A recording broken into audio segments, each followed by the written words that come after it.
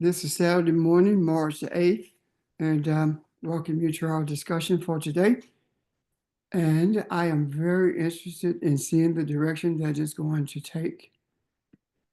So I want to see if there are questions or comments about anything that we've talked about, you've talked about with anyone else, or that you have concerns about.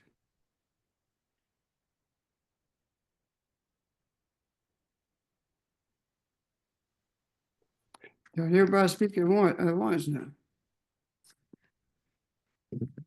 Um, I have a question, mhm, yesterday. uh-huh. Grand Rising again. Can you go a little bit more in depth about the cloud of witnesses, about the martyr, the martyr? Yeah. Um, Thank you. Sure. Thank you for raising the question. When you look at a word for witness, it always comes back as martyr, which means it's someone who died for a cause. Okay. Um, and when you look at the cloud of witnesses that is mentioned in the New Testament, um, it's not talking about those people who are in this earth. Because you have not become a martyr because you're still in your body. And this is referencing those who have exited their bodies and held on to what they believe. These are the martyrs who stood for what they believe, even in the face of death. Now, does that mean that all of them knew who they were? It doesn't. But it does mean that they were able to see clearer when they transitioned, because martyrdom is not just about knowing that you are spiritual. Martyrdom is experienced in different ways.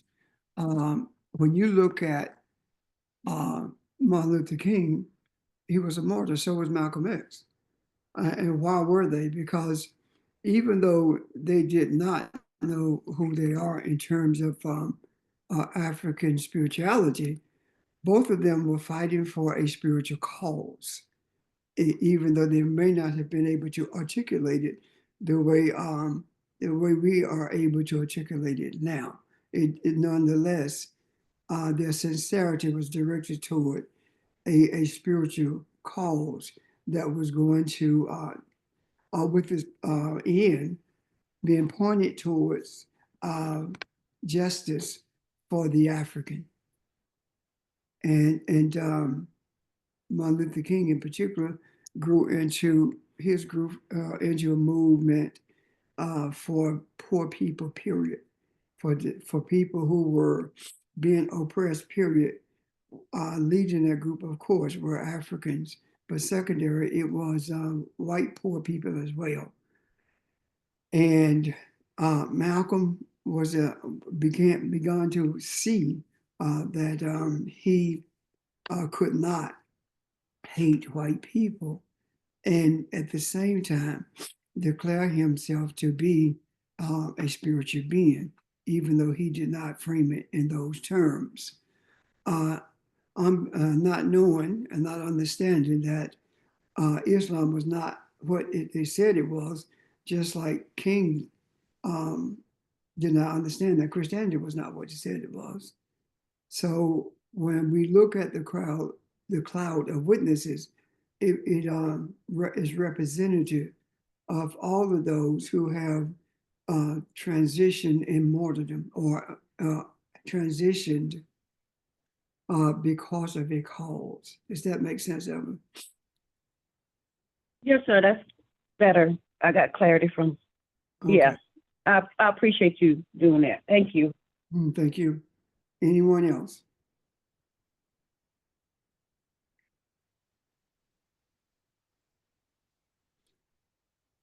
Okay.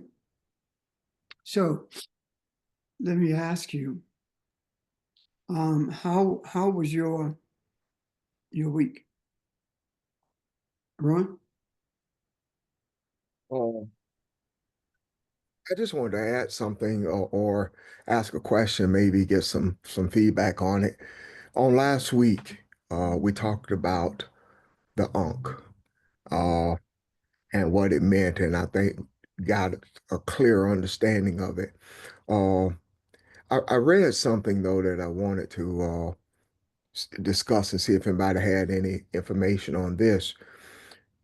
When you look at all the ancient drawings or pictures or readings or whatever, the Ankh was associated with leadership or seemed to be in all of the drawings or whatever. They were depicted as carrying this device with them.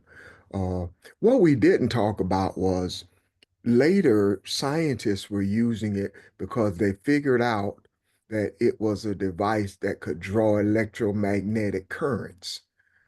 And I thought that was interesting. I think Tesla was the first one that people noticed that did it. So my question is then, did the Kushites know that from the beginning? Is that in addition to everything that we said that it was symbolic of last week and that it meant, was that also a reason that they recognized the energy that it carried? Uh, and did it play that energy play a role in building the pyramids? Because that was also suggested. So, has anybody heard of that or seen that as an energy drawing device? I have. Um, when we talked about it last week, we talked about it in terms of being representative of life and understanding that it is a representative of life, that it does speak to life itself and the revival of the human consciousness. Life itself is energy.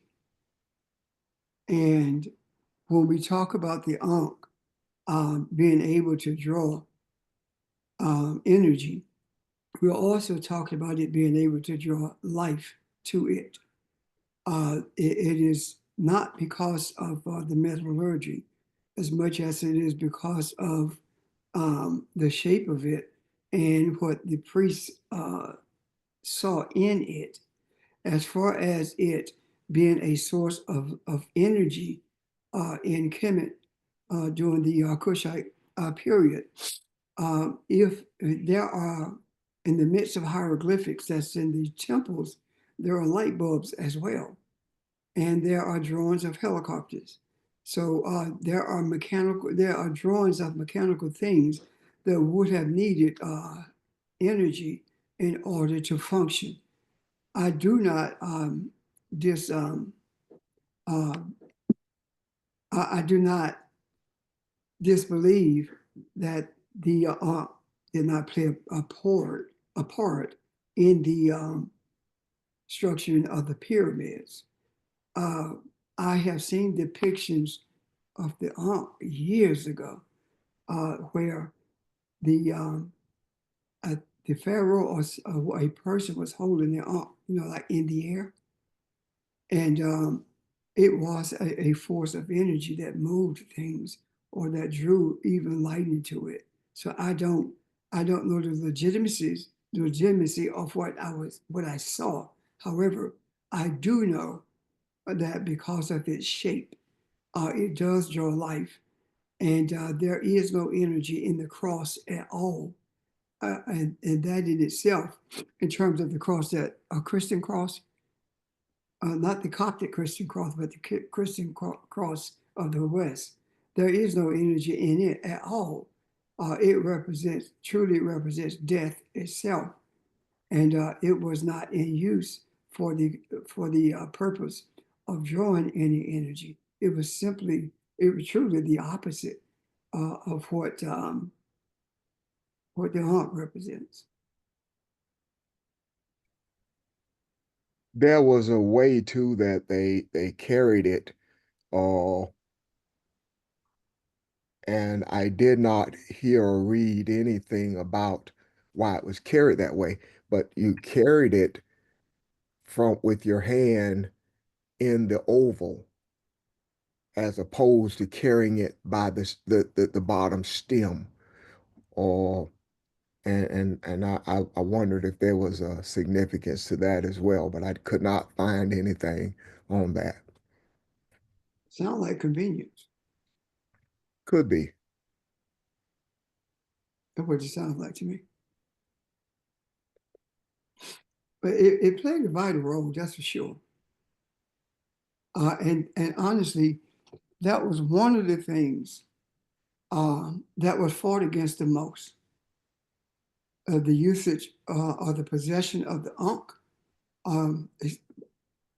During the 60s, the Ankh was considered to be a symbol of Satan, a satanic symbol. And that was done by evangelical Christians because there were any number of African people in this country who wore the Ankh around their necks, had the Ankh present in their homes, dealt with the Ankh based upon spirituality without really understanding what that meant. So the Ankh has always been a part in the community. It's just being recognized more at certain times than it was at others. So this is the most that I don't know about you guys, but this is the most that I have talked about the Ankh since my graduation from college. I think the last time I may have talked about it was when we did the first Juneteenth in Union. But beyond that, I have not. So I suppose now the reason it is coming into our purview is because it has a major role to play in the journey that we're on in terms of the energy that we are seeking to increase or seeking to become more aware of so that we can continue to bring humanity to a place of stability.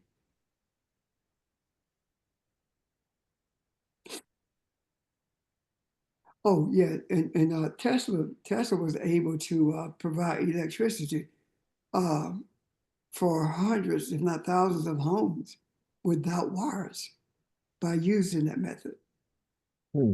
There is a young man in Nigeria now who's doing the same thing. The thing that he created can provide electricity. He's already done it for 300 homes, and he's modified it now to increase that. But the big thing about that was they had to protect him,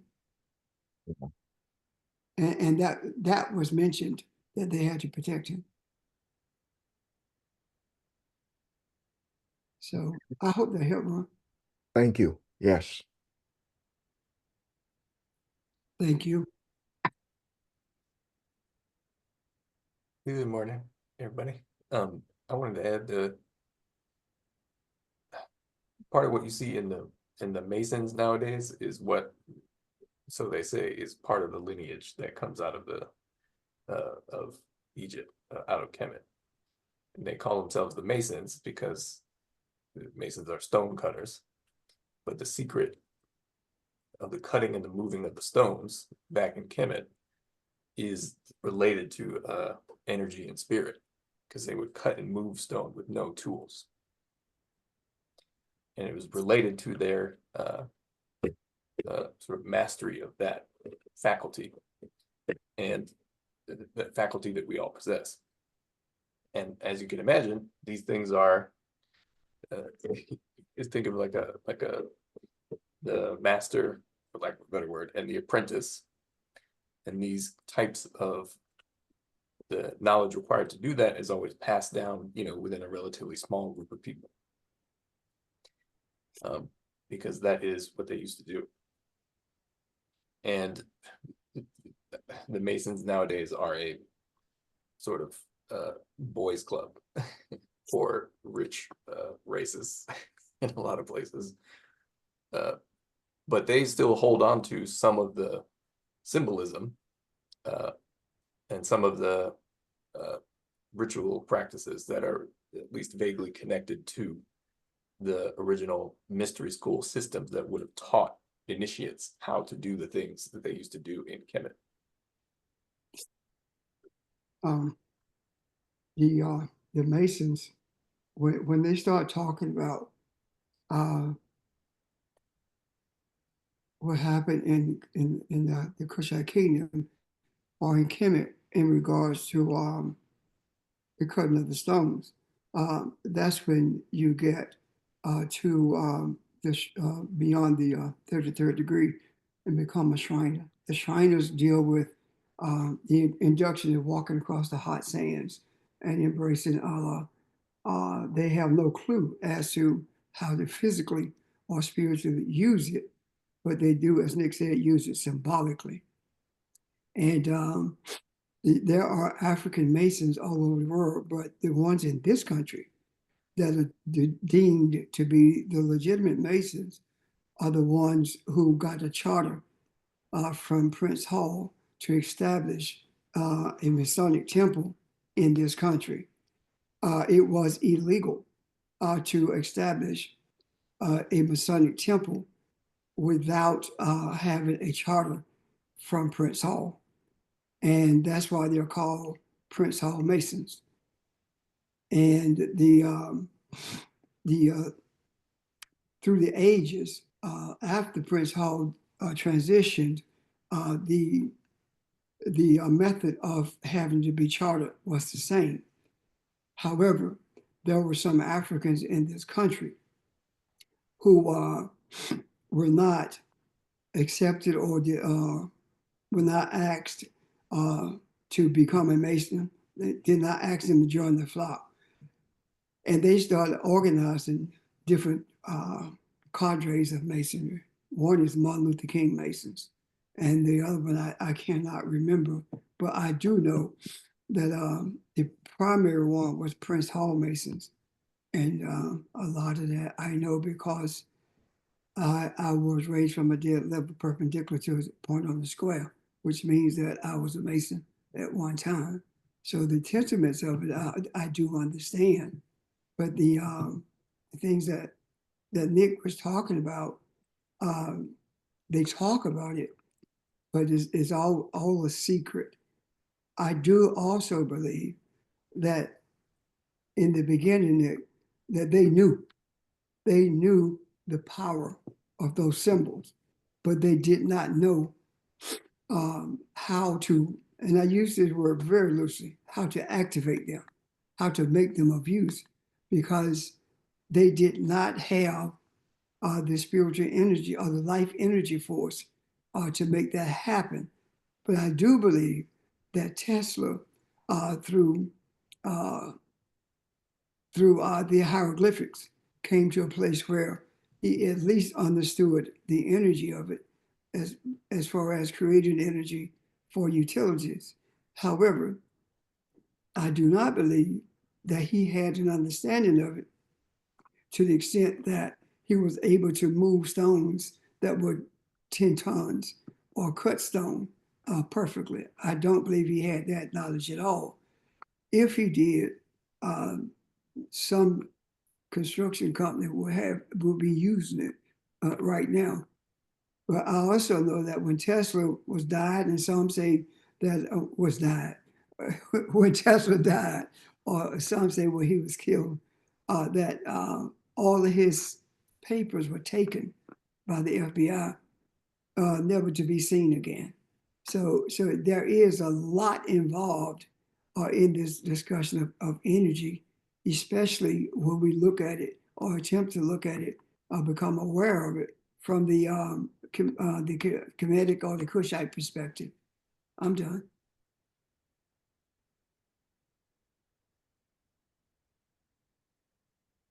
George, did you have a question? GC? No, I don't have a question, but it was something that happened, you know, with regards to him sending up a rocket and it exploded. And the reason why I'm saying that is because, you know, again, when you talk about, you know, energy or you talk about solar power, but I think that again, as you were referring to him, you know, it's the spiritual power, you know, that is the wealth of the world. And I think that we have to, you know, again, appreciate when we talk about spirituality is really being able to, you know, appreciate where we are and what we're seeing, you know, in the macro, but really tying it back to, you know, the spiritual power, the power that we have. And so I think again, um, you know, it's important that we, you know, we recognize. Okay. Yeah. That speaks volumes. When you brought that in, because what clicked in my mind is that if you look at what happened, this speaks to a total inability to control energy.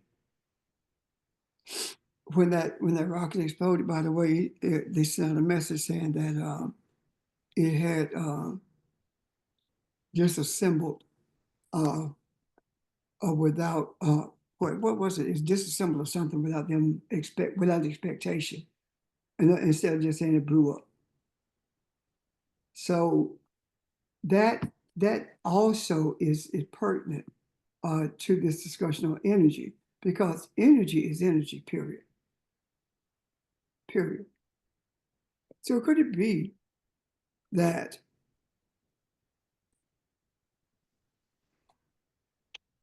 in order to have this experience, you have to, first of all, know who you are in terms of spirituality and have a deep desire for life to be used in a way that it is beneficial to humanity. What do I mean by that? Suppose that when we are made more aware of energy, the energy that Ron at the onset was talking about, and that Nick added to about talking about the cutting of the stones. Suppose that when we are abreast of that, of how to use that energy for the benefit of humanity, that we are able to not only grow food, use that energy because it's life, but suppose for a moment that the reason we are having this discussion about energy is because the next step on this road, on this journey, is to use that energy to transform food into food, the stuff that's called food. Now, suppose that that's what we are to do with this, or one of the things anyway, that we are to use it for that transformation. And I bring that up because when we talk about farming and stuff, we don't talk about energy. We don't talk about the life that we put into it unless we talk to flowers. We communicate with our flowers. Suppose this is for us to have a fresh look at the provision that is necessary to sustain the bodies of humanity in this earth. What do you think about that? That probability? Not rhetorical. I think that is very uh, that is one area of healing the sort of our collective human experience, that we can use that energy for. And I think there's understanding what sort of energy is and how to use it is something that is that becomes a part of your experience and responsibility the more you make spiritual advancement in your own experience, because it becomes, I'll say, yeah, we have the ability to infuse every aspect of our lives and our environment with the energy we have the ability to draw into this material experience. And it actually is a part of our responsibility, I believe, to learn how to do that as we grow and understand more about what it means to be a spiritual being having a physical experience. Thank you, sir. Well, I missed everything that Nick said. It dropped out on me. I missed all of that. Oh, I'm no, sorry. he gonna repeat it word for word verbatim. Well, I I guess said, go ahead, Nick. I'm sorry. oh yeah, no, I can. No, I said the more we make or the more we advance spiritually and grow in the knowledge of what it means to be a spiritual being having a physical experience, the more it becomes part of our responsibility to learn what this thing called energy that we are and have access to is, and the more it becomes our responsibility to learn how to infuse that with every sort of aspect, or infuse every aspect of our individual and collective human experience with that energy.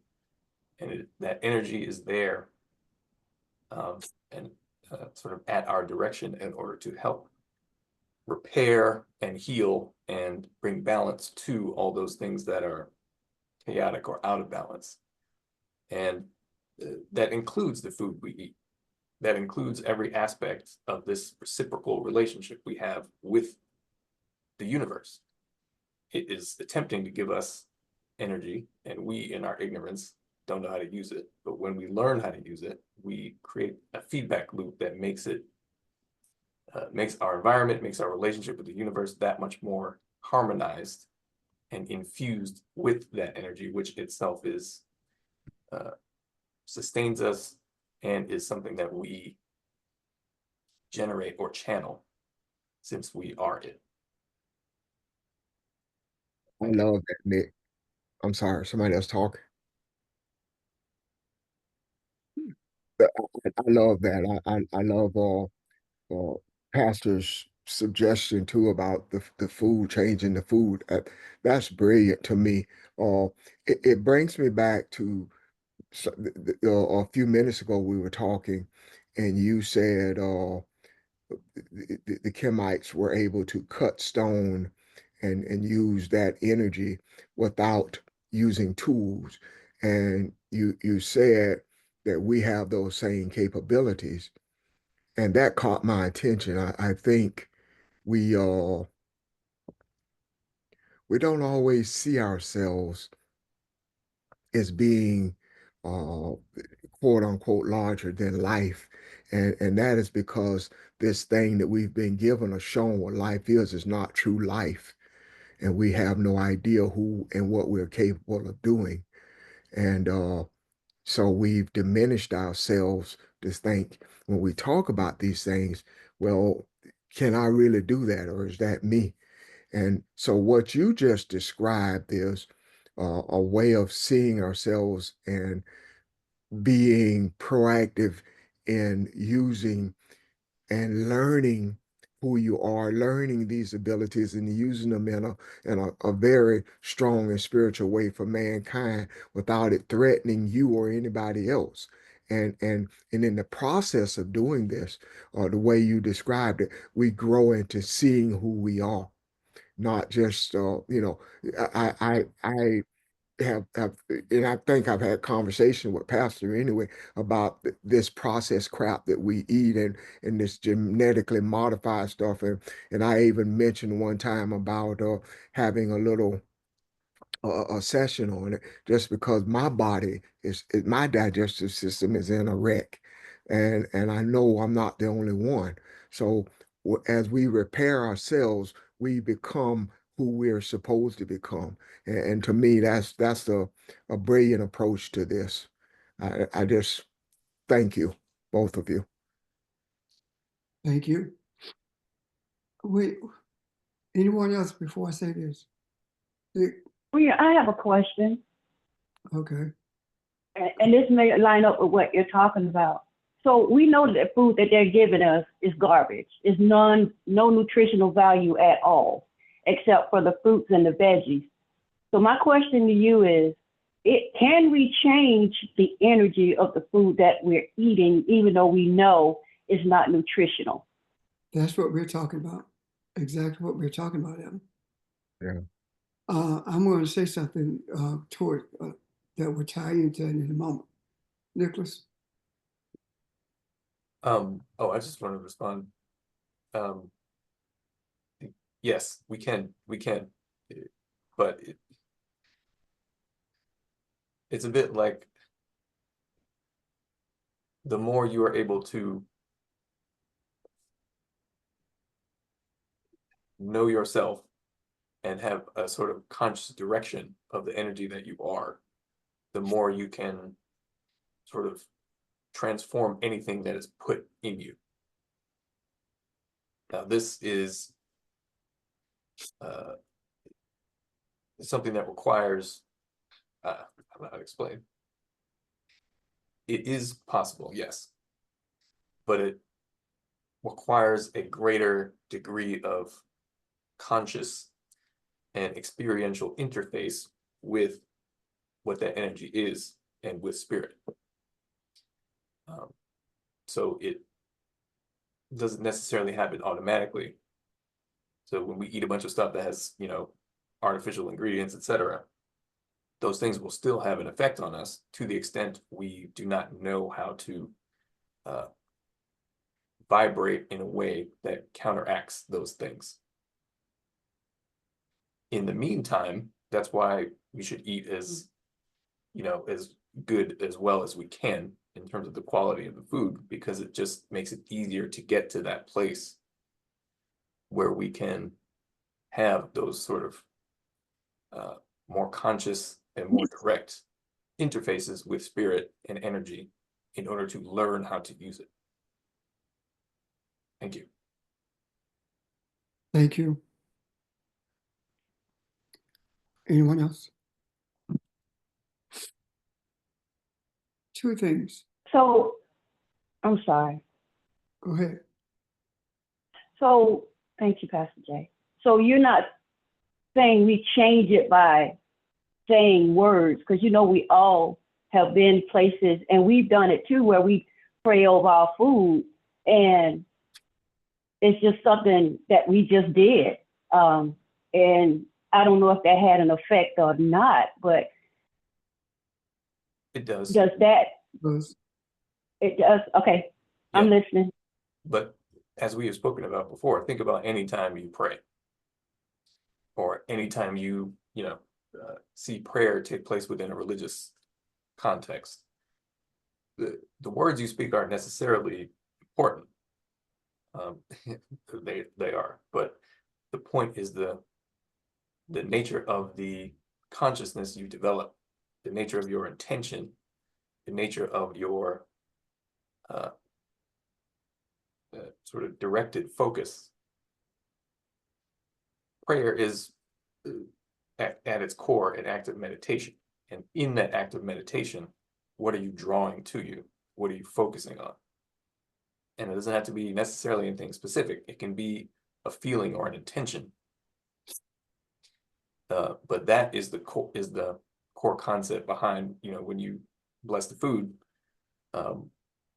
you are not only changing yourself, but you are making an sort of energy interface with what that food is.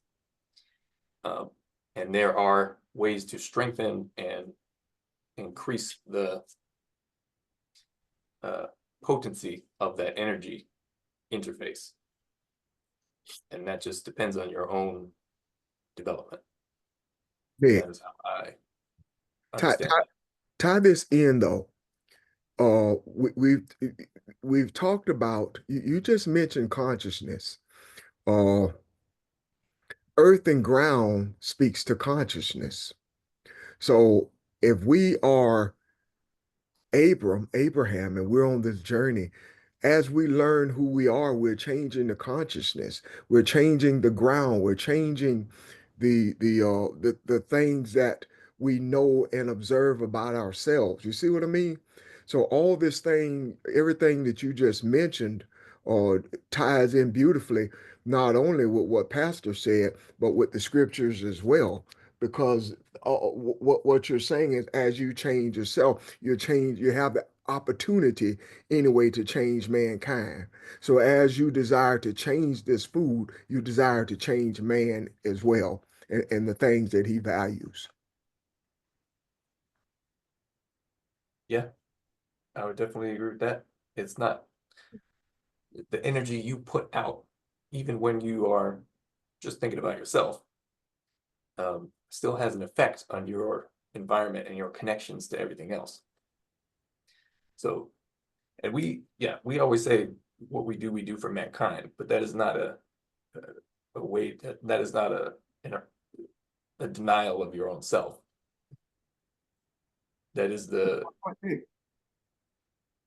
oh, go ahead. I didn't understand what you said. It's not. It's not a denial of self or Oh, I got intended. you. Okay. Yeah, it's not intended to be a overlooking of your own self. Right. Yeah, because what you do for yourself, when you want to make yourself healthy, you are still connected to all of this, and that has influence.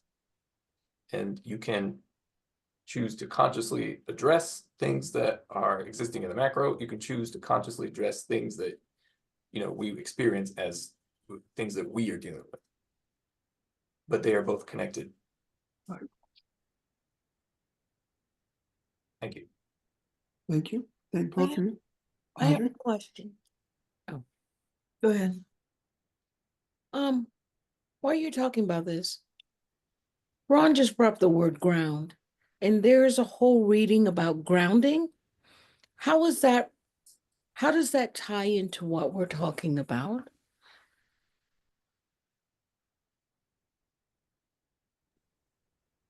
When Ron mentioned that, he was talking about consciousness. So when you talk about being grounded, when we talk about the concept of being grounded, then what do we say? We're down to earth. Meaning that we are not seeing ourselves beyond any human. All of us are the same. Stay grounded. Don't let money drive you crazy. Stay grounded. Don't let that new house drive you crazy, that new car drive you crazy. Stay grounded. Don't let your degree put you in a space where you think that you're beyond those who don't have one. So stay grounded. So what it's simply really talking about is maintain the awareness of who you are and where you came from, that kind of thing. Okay, but the activity of grounding, this gentleman talks about taking your shoes off because rubber keeps you disconnected from the earth. That grounding is what I'm referring to. That So, grounding talks about the energy flow between you okay. and her. If you're upset and you take your shoes off and walk in the grass, or if you embrace a tree, it makes a difference because you're absorbing the energy of the earth when you're walking barefooted. And I'm sure that there's more to it than that. And I'm asking anyone who would like to add to that, please do so.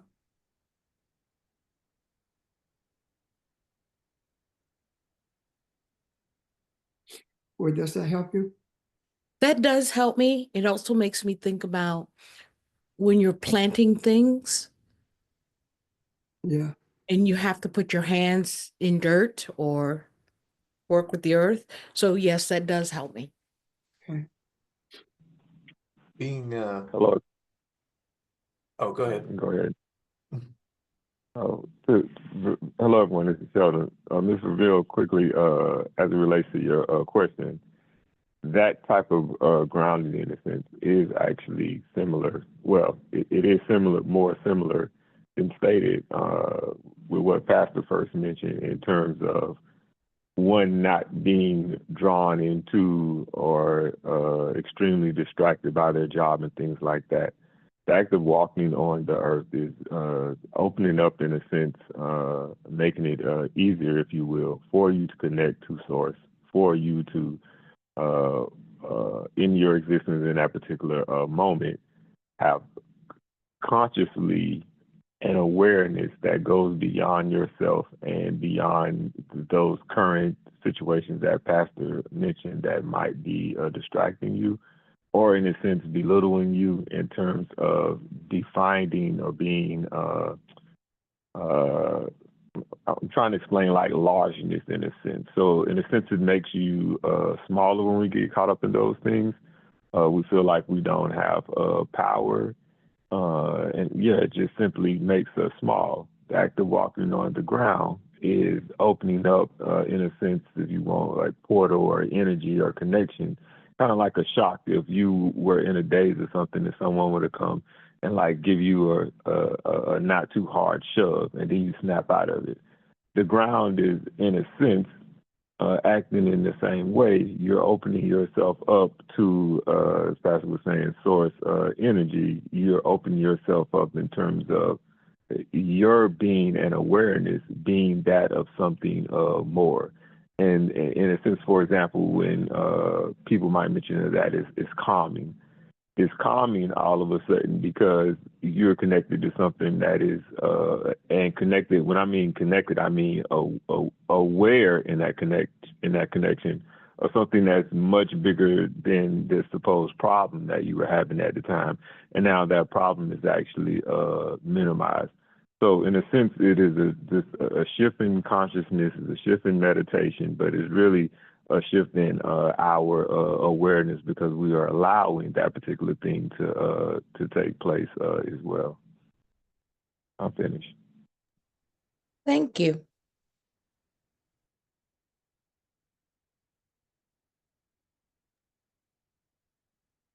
I have a question. What about in talking about food and what we eat not being good for us and that kind of thing, especially processed food. But what does that scripture mean about what you put in your mouth? It doesn't defile you, it's what comes out that does. What does that mean in that regard? Or is that talking more about spiritual stuff versus physical? I think I can help with that. It is very much related to what we're speaking of, in that everything we experience here in this physical material plane is not going to be, positive, but it doesn't matter because what we are is the thing that transforms something that is negative into what is positive. So as an example of that, when we eat food that is not, nutritionally good for us necessarily, or it has a lot of chemicals and stuff in it, we have the ability to sort of negate the negative effects of that and extract the light and the beneficial energy from that. And that same concept applies to everything we experience as a part of this physical test that we have all signed up for. What we encounter, what we put in our mouths, literally, metaphorically, energetically, does not define or determine what we are. It is how we learn how to deal with it, how to respond to it. Energetically, literally, metaphorically, etc. Thank you. Does that address, Audrey, your question? Sorry, Does that address your question? I just asked. Nick just answered. I know, I said that the answer, the response, did it satisfy your curiosity? That's all. I mean, I was thinking along those lines because it made me think about what we talked about, water, how you can change the energy in water just by your thoughts and what you say when you're around water. You can change the energy or the crystalline structure or whatever. So does that same thing go for food? That was basically my question because of that scripture about it's what comes out that defiles you, not what you take in. And that is all, that's in your speech to how you deal with people, how you respond to people.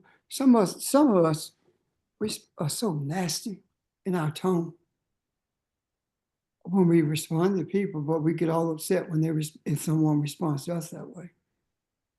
We have a tendency, especially when we think we have a little bit of authority over somebody, we have a tendency to just talk down to them or to make them feel like they are less than, when in actuality, you are less than because of what you're doing. If you had the confidence in yourself, if you really knew who you are and you were confident in that, you wouldn't feel a need to talk down to anyone. Neither would you feel a need to be nasty with them. Does that make sense? So when someone's being nasty towards you, is something missing in them. Maybe I'll start doing that. Somebody start nasty me, I'm asking, what's missing in you? It's something you feel like you're lacking. Otherwise, you wouldn't talk to me like this. Anyway, anyone else? Pastor, good morning. I have a question too, along the same lines of the foods. And I may have missed some of the conversation on this. She may have said this earlier when Evelyn asked the question. When we talk about changing the composition of the food, where does intentionality fit into that, about being intentional? And what I'm asking, let me be clear in what I'm saying. To whom much is given, much is required. When you know better, you do better. So if I am in a position to know that these things are not good and I can eat a certain way, but I choose to still drink from plastic bottles, or I still choose, even knowing what I know, to drink soft drinks. Where does changing the composition of something like that, because it's not just for me, I'm talking about someone who cannot afford to do anything beyond what they're doing and having to eat based on, we've talked about how markets were taken out of neighborhoods and where they can't get fresh fruit and vegetables and all of those things. But if I want to drink my drink, which I don't drink soft drinks, but I'm using that as an example, and I just say, well, I'm going to drink this and I'm going to change the composition, I guess I'm having a breakdown in understanding, because at some point something more is required of me and my effort, is it not? And I'm just doing, and for humanity, I can stand in that point for those who can't do any better. But if I can do better and I know better, I should be able to do better. So explain to me where the spirituality lies in when you know, but you still willfully choose to do something other than eat healthy. If you have the means to eat healthy and don't do it, then what you are actually doing is overriding what your desires are. There are people who cannot afford it, but there are people who can, but don't want to spend the money for it, yet they will spend money for anything else they want.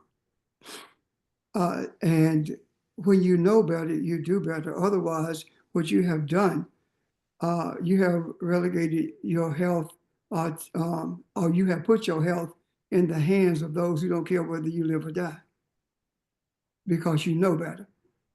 As far as the foods that you mentioned, all of us know that those foods are not good for us. And when you are told the detriment of those foods and you keep doing it, then that's on you. Our spirituality has no your spirituality has no obligation to protect you because you've chosen not to be protected. Does that make sense so far? It does. Okay. And but I'm gonna give you an example. Microwave food, the microwave transposes food into a toxin. I don't care what it is. It becomes toxic when you microwave it.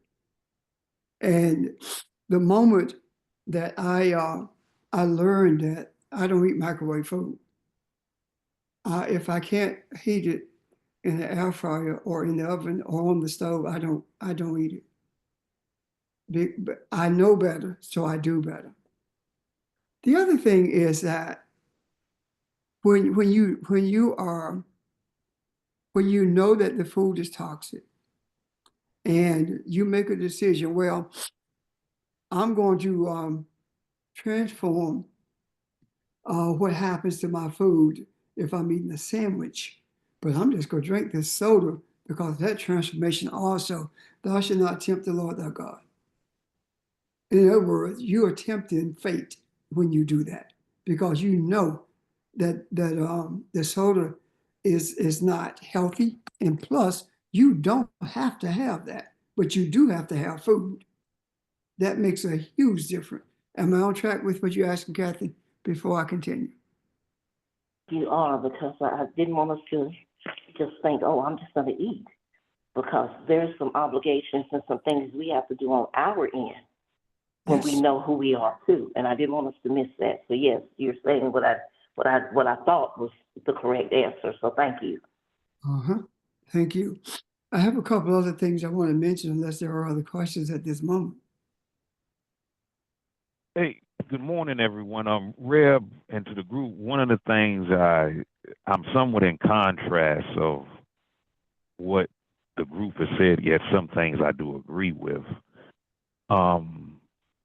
If a person is eating unhealthy food, yet the person lives a healthy life, I think maneuvering healthy trumps eating healthy. If Okay. you cook a if you cook a ribeye steak and it's prepared by an unhealthy person, that ribeye steak may taste like bologna.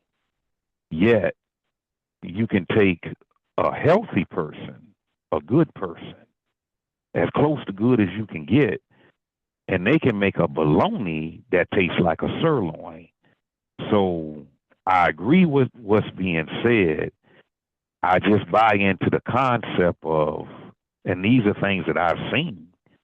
I've seen people who are obese and they don't have a problem getting on with New York Life, Prime America, this, that, and the third. And I know people who eat rutabagas, they're collard greens, yet they don't have a healthy life, and they have a problem getting on with New York Life. And I do believe in spiritual genes, yet at the end of the day, being a healthy person trumps, just my opinion, it trumps eating healthy. If you go to a restaurant and you have a pretty bad experience with the food, yet the service was good, you're more inclined to go back to that restaurant and give them another chance. Yet, if the food was good, it satisfied your palate, yet your server or waiter or waitress was not pleasant with you, you may not ever go back to that restaurant. So I do believe in maneuvering healthy is far better than eating healthy. Thank you. Can I ask a question though, George? I just have a question for you. If you are not eating healthy, are you a healthy person? it goes back to what I said. If you are maneuvering healthy, it will offset the not eating healthy. I mean, you try it, Ron. Get in your car and put on gangster rap and then measure your miles per gallon. Then get in your car and put on Fleetwood Mac, Steely Dan, Doobie Brothers. We're a beacon of energy ourselves. I mean, just as simple as it can get. Would you want someone cooking your food that's happy, or would you want someone cooking your food that was mad? Now I'm asking you a question. Which one would you prefer? No, I was just trying to understand the difference between healthy and what you And meant health- by being healthy, and then you say having a poor diet. One affects the other, but I think we're talking about two different things, though. We are, But I'm still just in conclusion, the question that I ask you: would you want someone to prepare food for you that's happy, or would you want someone to prepare food for you that's mad? Which one would you prefer? I would prefer the person that's cooking my food to be happy, to be joyful, because that energy that person has will filter in to the grill, will filter into the environment, and will filter into the food. That's all. Thank y'all very much. I agree with you. That's what we've been talking about is energy, and our not understanding the impact of it and who we are and how we do influence that. So first of all, we're talking about several different things than that. That's not what we're talking about at all. When we're talking about the chemicals that's in food, it's totally different than talking about somebody's emotional state when they're cooking. That's totally different. Your emotional state doesn't matter if the chemicals in the food have not been mitigated. You're still going to have, they are still going to have an adverse effect on you. When we talk about the emotional state of someone cooking, we are talking about the flavor of the food and how different it can be.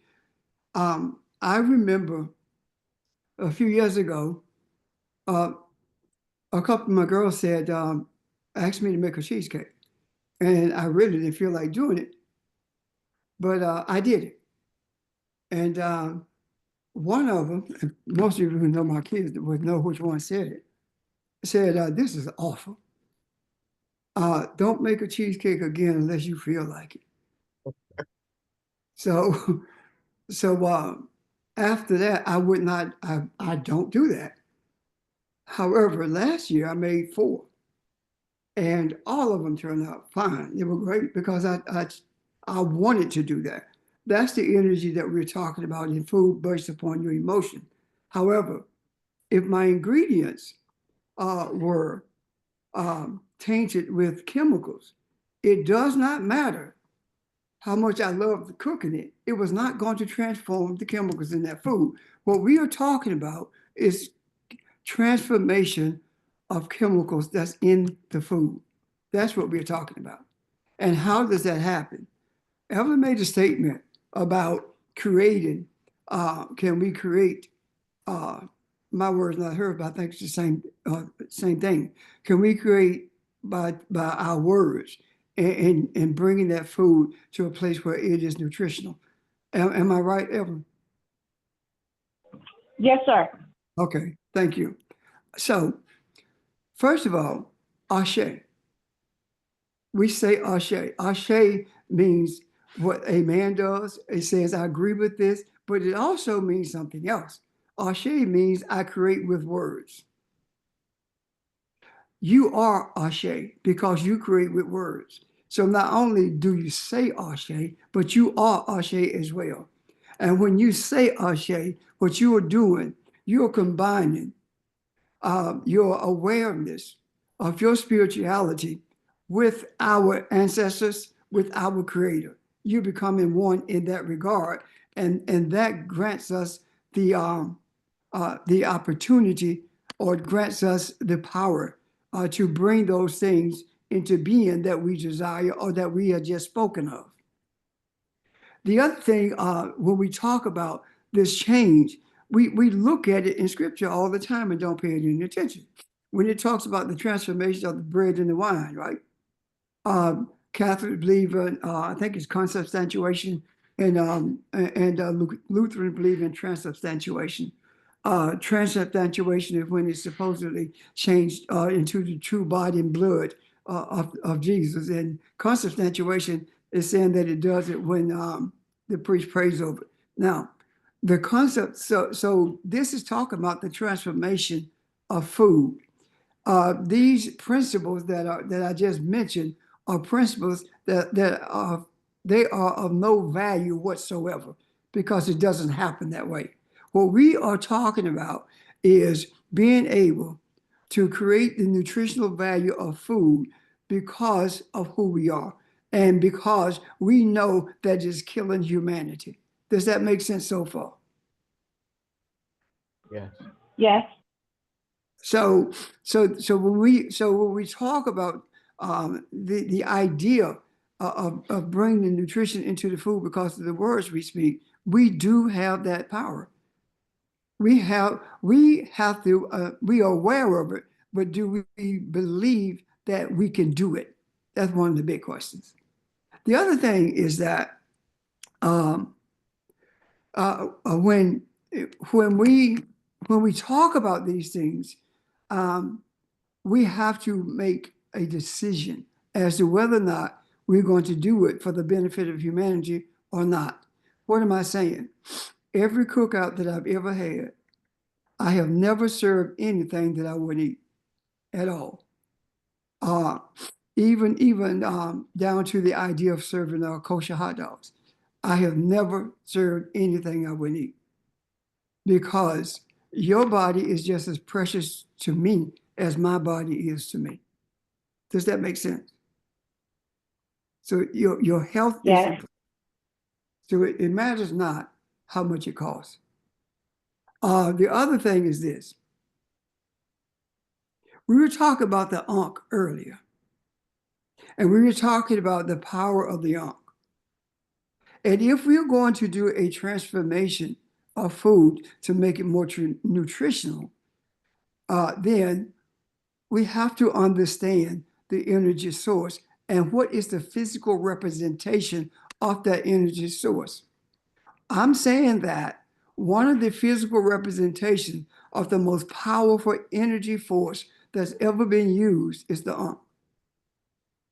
Because of its nature, because of the capabilities of those who are able to utilize it for the benefit of humanity. When Nick talks about the movement of those stones and being able to cut those stones without using tools, doing it primarily with energy, that's power. And if you have the ability to move 10-ton stones and cut them to perfection simply by using the energy, what type of energy, I have no clue. But if you're without tools, it had to be based upon desire and the energy force that's within you.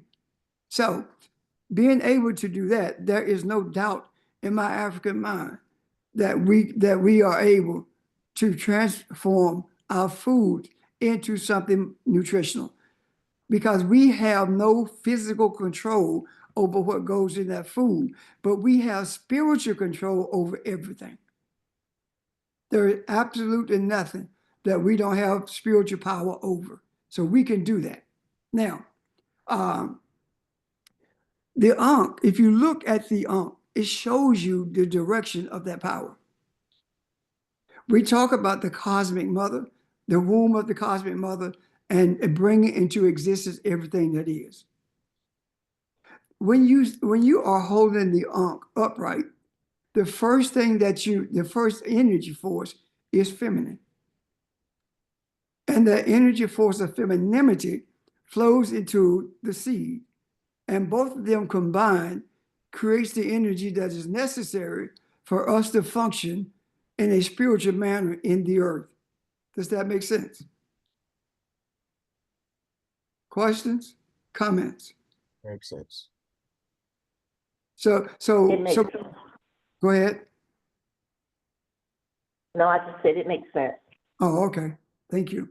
So what I do believe is that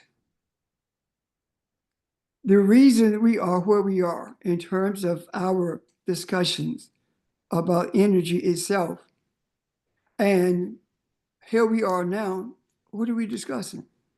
One of the most powerful sources of energy in the earth. One of the most powerful symbols of energy that's known to man. The denial of this energy was done on purpose. You cannot enslave a people who are aware not only of their source of energy, but they are also aware of how they can utilize that energy. So you have to suppress it by death. You have to suppress it by brutality. You have to make examples out of others who are utilizing that energy or who are seeking to utilize it or to understand it by virtue of brutalizing them in front of all the other people who are desiring to travel in that same direction or to understand it. And that begins to suppress it by the third, fourth generation. Here we are now, many, many generations since the inception of slavery in the actually in the 1400s. Here we are. And we have the opportunity now to get a greater understanding of this symbol of power, this symbol of spirituality, this symbol of life, this symbol of energy itself, so that we can we can embrace the reality of it, and at the same time are able to infuse that power into the environment of this earth, so that not only will others benefit from it through our transforming food into something that is more nutritious, but also that same energy has the power to diffuse those who are violent in this who seek violence rather as a method of changing things in this world. We can diffuse that. We have if that power if that energy can cut a stone and lift those stones, then that same power also can transform the power that's in a warhead. All of these things that I'm talking about, and examples that I'm offering, causes us to stand back and say, I wonder if I can do that, as Ron mentioned earlier. I wonder if I can do that. You have to know that you can. And a lot of the things that we have to deal with in this life or in our lives, for us to understand what we are talking about in regards to the power and in regards to the energy, we ought to embrace that. We are being forced to embrace it. And the way we're being forced to embrace it is because of all of the events, the circumstances that we encounter along this journey.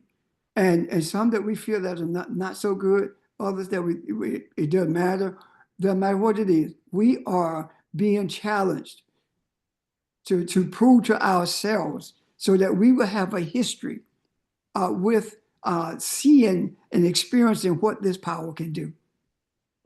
So my suggestion is that we look deeper into understanding the power of the Ankh and the usage of it in the structure of the pyramids, as well as the usage of it in relationship to the mapping of the universe, to being able to measure the circumference of the earth within 3 feet of its actual circumference.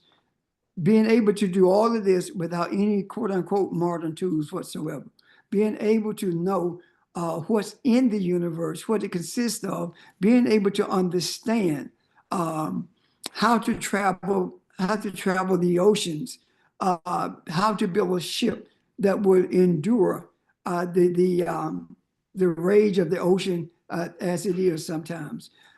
We have that power. We have that energy. We are simply a ball of energy that uses a body to carry us around while we're in this earth. Yet, we do not have to remain within the confines of this body in order for us to move about.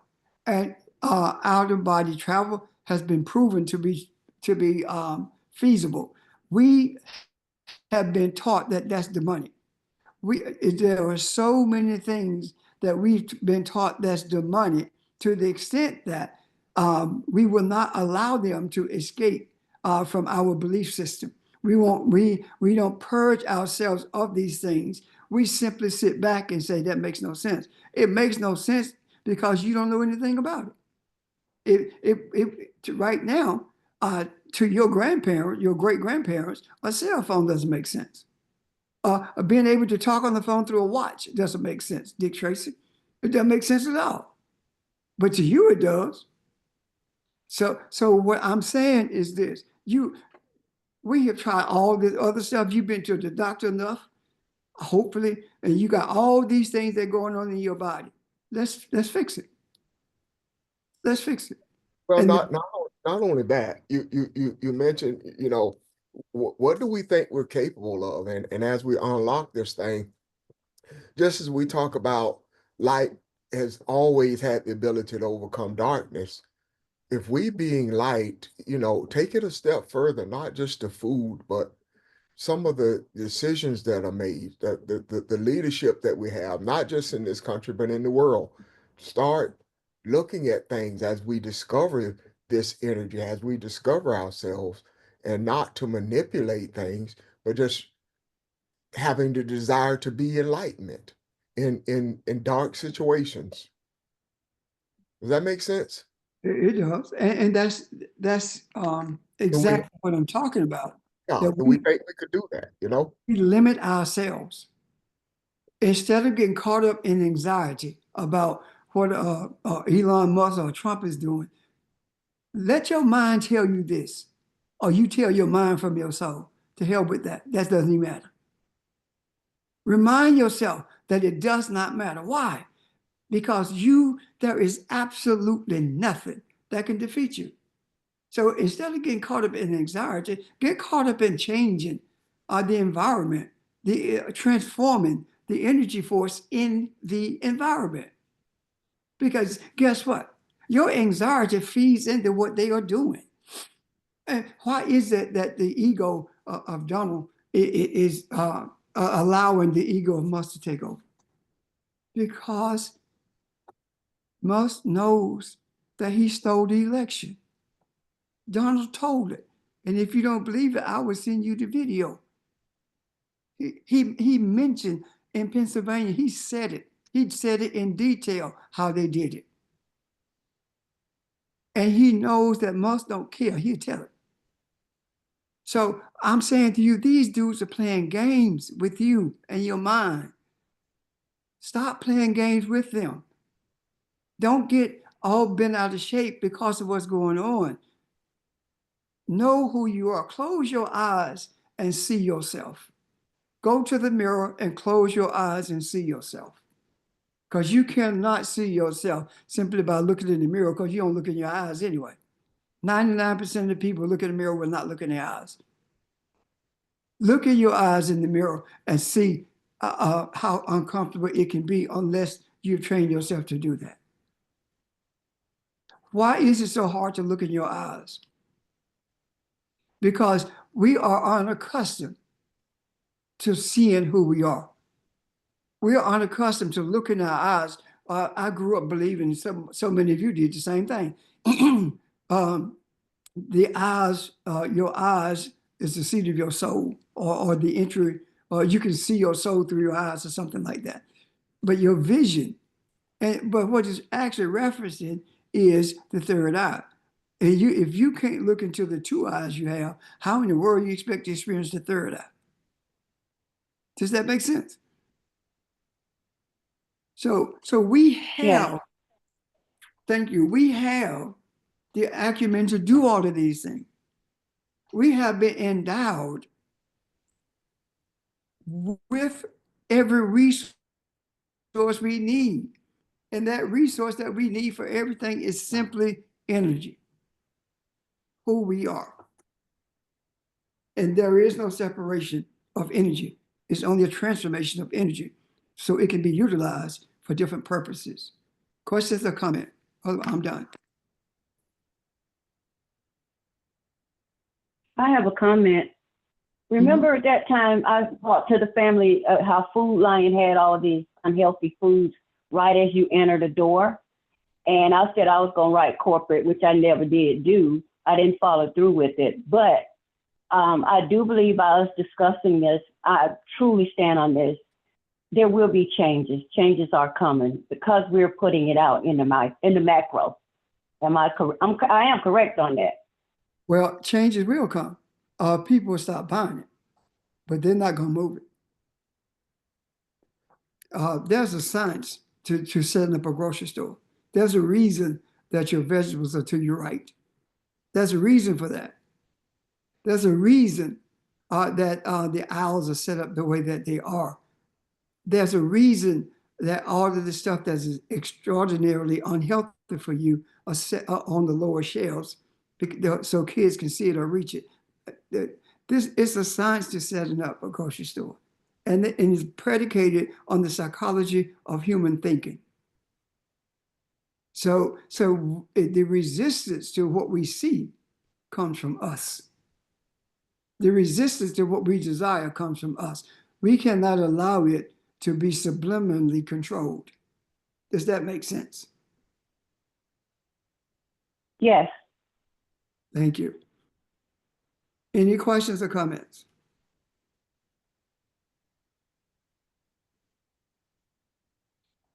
Pastor. Yes, ma'am. I just want to add one thing to what was said, and I'm going to say it this way. This is not my opinion. This is medical fact. As far as healthy eating, healthy lifestyle, period, I just wanted to say I recently learned from some of my friends in the medical community that they compare diabetes to a duck floating on the water. And so therefore you can live your life and, hey, eat what you want and say you're doing the healthy things.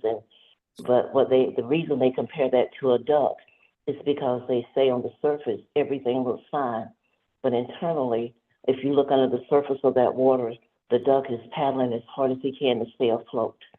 And so they said that's how silent diabetes and a lot of other diseases that are associated with the way we eat, that's how they are like a ticking time bomb in the body.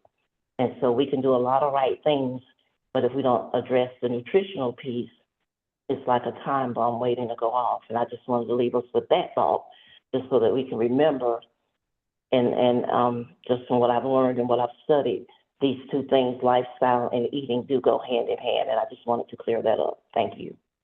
Thank you. Thank you. I don't want you to feel like you have to do a qualifier when you speak, because we are not here to discuss our opinions anyway, Kat. Yeah, we are talking about facts/reality. That's it. Because too long we have been guided by other people's opinions. And honestly, Christianity is opinionated. And that is the reason you can go to 10 different places that are Christian and get 10 different beliefs. However, you can't do that with spirituality. It is what it is, and there's no method to change it. But thank you for bringing that to our attention. And thank you for saying that. Thank you. You're welcome. Any other questions or comment?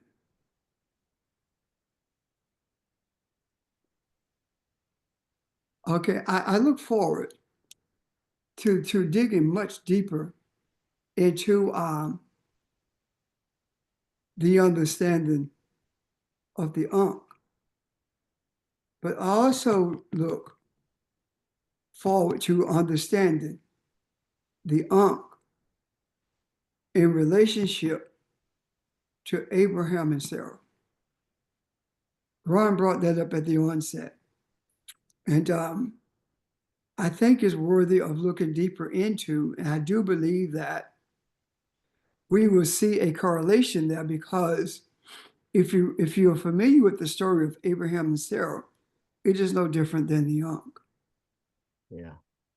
The Ankh is feminine on top, and Sarah's message, what Sarah offered, what Sarah wanted, what Sarah desired, was on top. And I'll explain that further when we get into understanding the correlation between the two. Does that make sense? Yes. Yes. So Yes, thank you. but guys. it made me think about too, Pastor Jay, Lilith didn't want to be on the top. So that's another lesson too. Well, But I don't want to get into Lilith right now because it's just a thought. yeah, it can complicate things for real, for real. So Okay. well, what our desire is to talk about the reality of what spirituality is, but at the same time, help us to understand that the scriptures were manipulated. They are not scriptures in terms of what we have been taught scriptures are. They are the sacred writings of Kemet that have been manipulated. And the Creator is showing us the correlation between the symbols and aspects of Kemet and the sacred writings that were manipulated.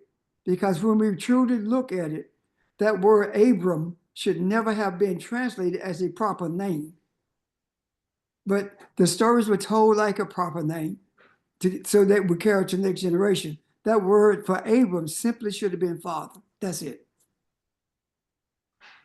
But we have been, it was manipulated to the point where we are thinking that we are looking at people when in actuality we are dealing with spiritual concepts. Okay? Questions, comments? Because I'm done otherwise. If that was for me, thank you. I got it. Okay. Yeah, well, for you. And all the rest of us too. Okay, guys. I want you to enjoy the rest of your day. Whatever you decide your day is going to be, that's what it's going to be.